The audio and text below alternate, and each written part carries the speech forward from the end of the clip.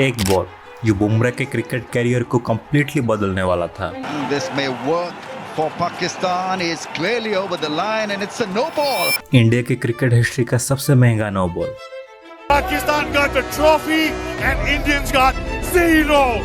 और ये हार हमें पाकिस्तान ये हमेशा हमें याद दिलाते रहेगा।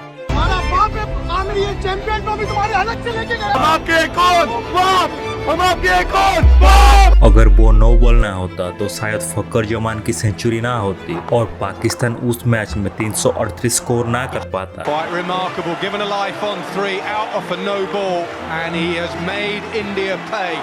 मैच के बाद जब पाकिस्तानी रिपोर्टर ने उस नो बॉल को हाईलाइट किया तो कोहली को गुस्सा आ गया। Was that even sensible to me? What's happening? A wicket on the no ball. Did you feel any pleasant moment in this match? How can no ball be pleasant for me?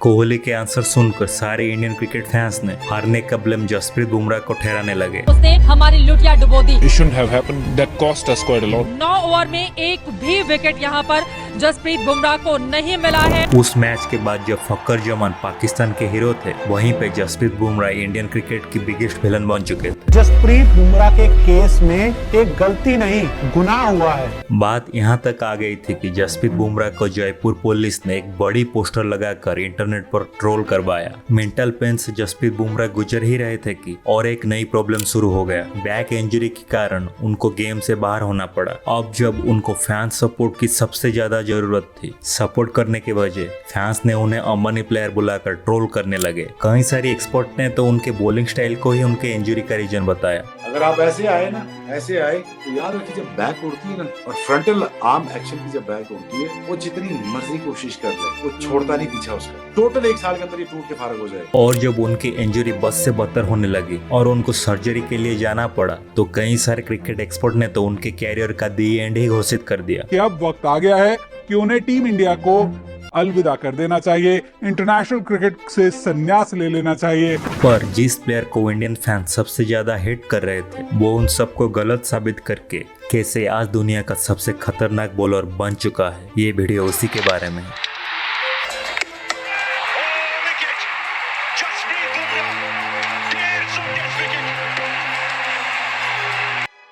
Champions trophy की हार बुमराह को रोक ना सका। वो आने वाले Asia cup के लिए तैयार होने लगे। उस टूर्नामेंट में उन्होंने अपनी डेडली बॉलिंग से ना सिर्फ ओपोनेंट्स बल्कि अपनी क्रिटिक्स को भी चुप करवा दिया। इंडिया ने उस टूर्नामेंट में शानदार जीत हासिल की और बुमराह टीम के हीरो बन गए थे। And I just watched Jasprit Bruma and his execution tonight at the death overs was very, very, very good. फिर आने वाली बॉर्डर गावस्कर ट्रॉफी में ऑस्ट्रेलिया के खिलाफ उनका यॉर्कर बहुत ही घातक साबित हुआ। सिर्फ 8 इनिंग्स में 21 विकेट लेकर उन्होंने क्रिकेट दुनिया में एक अलग ही पहचान बना ली। ये सीरीज उनके कैरियर का टर्निंग पॉइंट बनी और उनके पेस, लाइन, लेंथ, एक्यूरेसी के लेवल और भी अच्छे होने लगे। ऐसा लग रहा था जैसे वो इंडियन टीम के ब्रह्मास्त्र हैं। उनकी बॉलिंग होम और ओवरसीज दोनों में ही इक्वली इफेक्टिव थी, जो उनको और भी डेंजरस बना दी। बुमराह का कैरियर पीक पर था और दुनिया के टॉप बॉलर में उनका नाम शुमार होने लगा। जहां एक तरफ सबके मुंह में बुमराह की नाम था, वहीं दूसरी तरफ श्रीलंका और पाकिस्तान जर्नलिस्ट ने बुमराह की बॉलिंग स्टाइल को इलीगल बताकर आईसीसी को बुमराह को बैन करने की डिमांड रखी। बुमराह बड़ा नुकसान दिया तो उसका बॉलिंग एक्शन भी चेक होना चाहिए। ये टाइटल में खबर होनी चाहिए कि पाकिस्तान वुमेन्स टीम की बॉलर ने बुमराह के एक्शन को चैलेंज कर दिया। बुमराह वर्ल्ड के टॉप बॉलर बन गए थे, मानो सब कुछ ठीक चल ही रहा था। लेकिन अचानक से इंडिया की वेस्ट इंडीज टूर से लौटने के बाद पता चला कि बुमराह की लोअर बैक में स्ट्रेस फ्रैक्चर हुआ है। आखिर में जिसका डर था वो ही हुआ।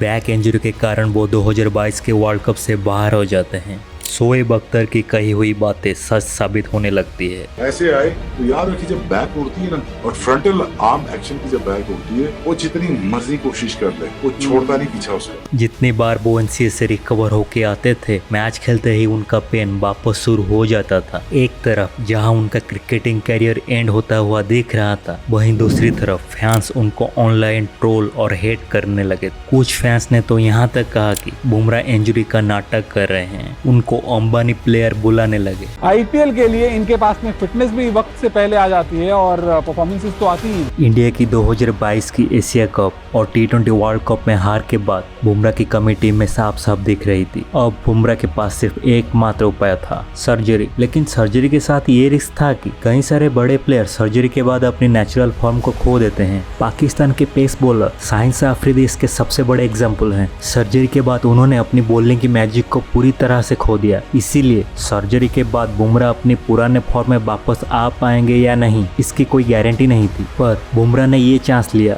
और अपनी सर्जरी के बाद एनसीए में अपनी ट्रेनिंग पूरी जोर से शुरू कर दी और 2023 की आने वाली वर्ल्ड कप के लिए रेडी होने लगे। इसी के बीच और एक बड़ी कंट्रोवर्सी खड़ी हो जाती है जब बीसीसीआई अपनी 2023 की एनुअल कॉन्ट्रैक्ट लिस्ट रिलीज करता है। बीसीसीआई का मजाक बन चुका है, खिलाड़ी का मजाक बन चुका है, सिलेक्शन कमेटी का मजाक बन चुका है। उन्हें क्यों आखिर बार बार सिलेक्शन कमेटी या इंडियन टीम मैनेजमेंट इतना ज्यादा प्रिविलेज देती है कि आप अनफिट होंगे तो सीधा इंटरनेशनल क्रिकेट खेलेंगे? क्योंकि लंबी रेस्ट के बावजूद भी बुमराह को A+ कैटेगरी में रखा गया था। पर सबसे बड़ा क्वेश्चन ये था कि क्या बुमराह अपने पुराने फॉर्म में वापस रिटर्न कर पाएंगे? 2023 का वर्ल्ड कप इंडिया होस्ट कर रहा था। ये टूर्नामेंट बुमराह के लिए एक बहुत ही बड़ी अपॉर्चुनिटी थी अपनी हेटर्स को जवाब देने के लिए। जब टूर्नामेंट स्टार्ट हुआ तो मानो बुमराह अपनी सर्जरी के पहले के फॉर्म से और ज्यादा बेहतर परफॉर्म करने लगे। टूर्नामेंट में बुमराह की बॉलिंग देखकर लग रहा था मानो कोई वीडियो गेम चल रहा हो। बुमराह एक रोबोट मशीन की तरह पिन पॉइंट एक्यूरेसी के साथ बॉलिंग कर रहे थे। उनकी बॉलिंग ने Australia, England, Pakistan, south Africa के विकेट को एक के बाद एक गिराने लगी। फिर आया फाइनल जहां हम कप से सिर्फ एक ही कदम दूर थे। फाइनल में भी बुमराह की बॉलिंग ने ऑस्ट्रेलिया के ओपनर्स की विकेट गिरा दिया। पर इंडिया की खराब बैटिंग परफॉर्मेंस की वजह से वो मैच हम हार गए। उस शर्मनाक हार के बाद कई सारे इंडियन फैंस ने तो टीम से उम्मीद ही छोड़ दी थी। पर इंडियन टीम के पास अब सिर्फ एक ही उम्मीद थी। T20 वर्ल्ड कप में इंडियन बॉलर्स ने पाकिस्तान के अगेंस्ट 119 रन को डिफेंड करके इंडियन फैंस की इज्जत रख दी, जिसमें बुमराह की कंट्रीब्यूशन सबसे ज्यादा था। बुमराह 4 ओवर में बस 13 रन देके 3 विकेट लेने वाले खिलाड़ी थे और वो उस मैच में मैन ऑफ द मैच भी बने और साथ ही साथ पोस्ट मैच इंटरव्यू में अपनी हेटर्स को करारा जवाब भी दिया।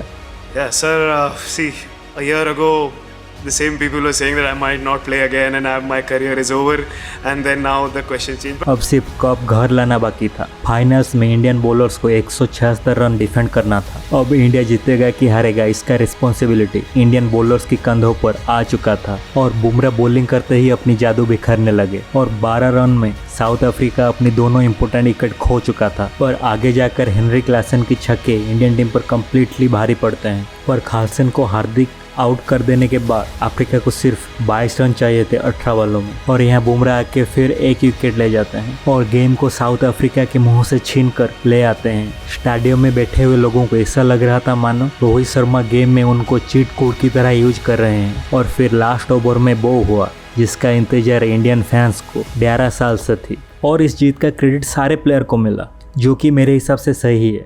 पर अगर किसी एक प्लेयर ने इंडिया के हार को जीत में बार बार बदली है तो वो बुमराह है। ये मैं नहीं कह रहा, ये विराट कोहली का कहना है और शायद इसीलिए उनको डेथ ओवर स्पेशलिस्ट भी कहा जाता है और उनको मैन ऑफ द टूर्नामेंट का खिताब भी मिला है।